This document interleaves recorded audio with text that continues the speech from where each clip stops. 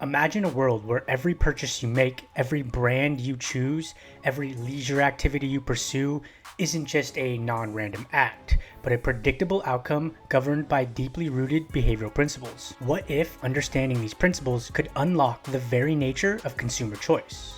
This is the intriguing premise of consumer behavior analysis. Hello everyone, welcome back to another publication review where I summarize and analyze research in behavior analysis. Once again, today's video is pulled from my usual choice, the Journal of Organizational Behavior Management. The author of the publication is Gordon Foxall.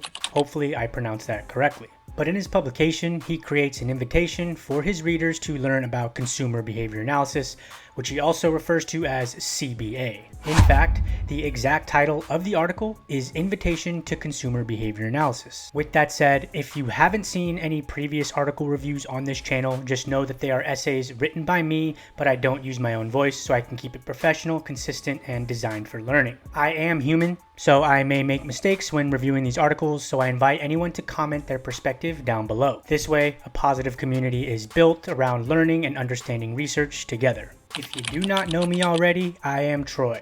But now that we got that out of the way, cue the intro.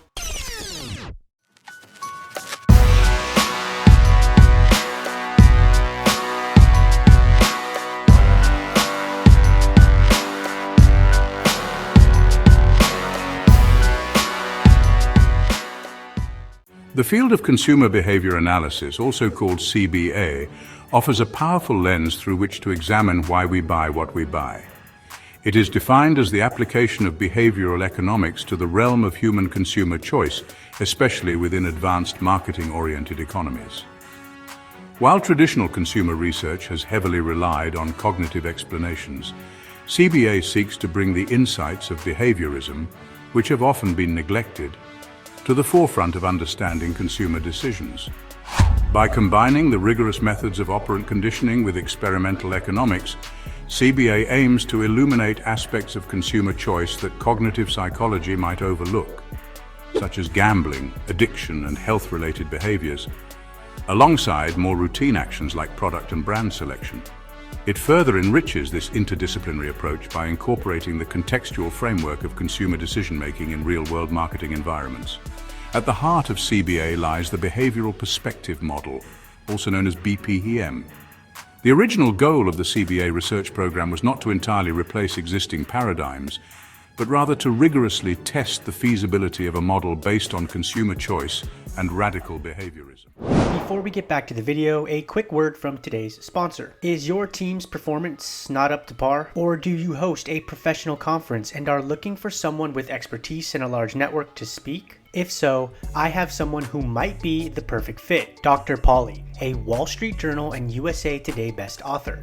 Alongside this, he is a powerhouse of organizational improvement, with over 35,000 followers across social media and a top 3% globally ranked podcast.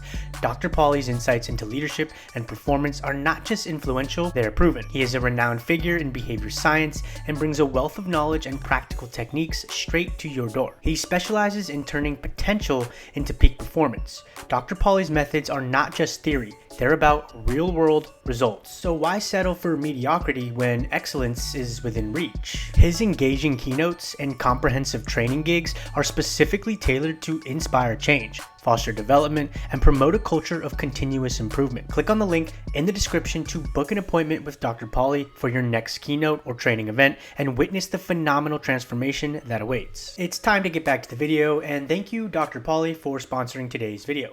The BPM is an elaboration of the three-term contingency, a foundational concept in operant conditioning. This contingency describes how a discriminative stimulus sets the occasion for a response that leads to reinforcing or punishing consequences. The BPM posits that consumer choice emerges from the dynamic interaction between an individual's learning history and the current consumer behavior setting. This intersection creates the consumer situation, which immediately determines whether a consumer approaches or avoids a purchase or consumption opportunity. Learning history is defined as an individual's past choices and the resulting reinforcing or punishing consequences. Through this history, initially neutral stimuli transform into discriminative stimuli that guide current choices. ultimately altering the frequency at which approach or avoidance behaviors occur.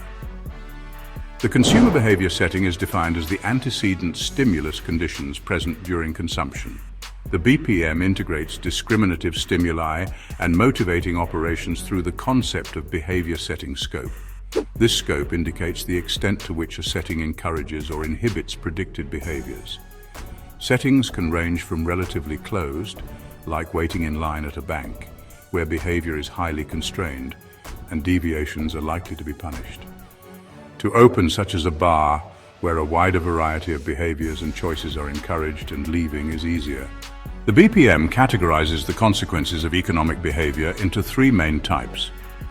First is utilitarian reinforcement.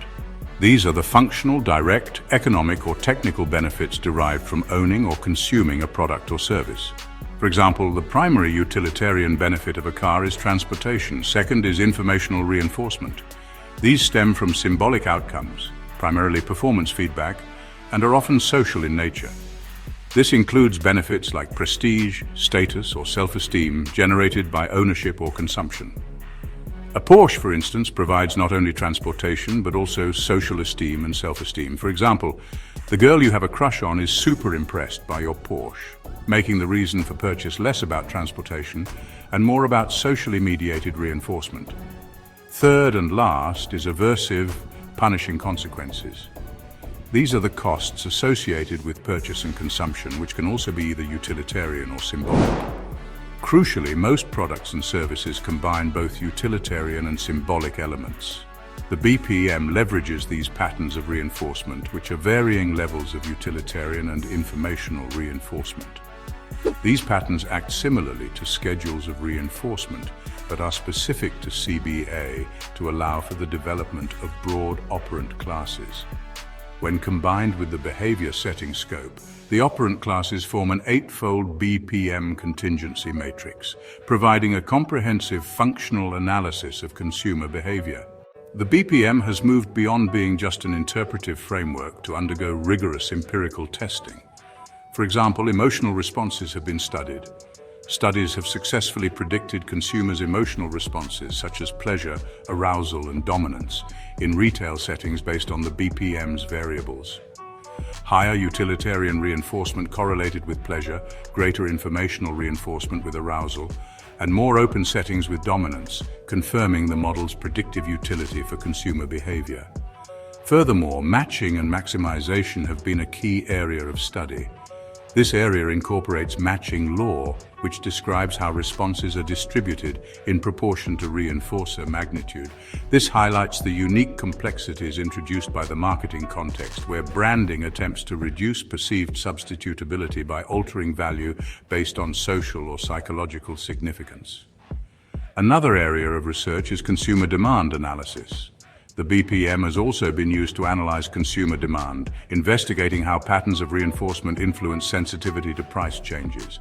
Studies have shown that observed price elasticity can be related to consumers' buying patterns across different informational and utilitarian levels of brands. This work confirms that economic demand is influenced not only by quantity purchased, but also by utilitarian reinforcement, informational reinforcement, and aversive consequences, all central to the BPM. Through the years, CBA has begun to see research with rigorous experimental analysis. Research using simulated shopping malls and field experiments has tested BPM predictions regarding marketing elements, such as price and service levels. This work integrates economics, psychology, and biobehavioral research to understand consumer behavior. For example, viewing price as a temporal factor in foraging for goods. To finish, the CBA research program has successfully demonstrated the feasibility and predictive power of a radical behaviorist model of consumer choice, explaining behaviors through utilitarian and informational reinforcement and the scope of the behavior setting. However, it also recognizes limitations. More complex aspects of human behavior, such as subjective experience and continuity, may require the integration of a multifaceted explanation of consumer choice. Ultimately, CBA, with its blend of economics, psychology, and marketing, seeks to develop a comprehensive theory of the firm that emphasizes strategic marketing concerns.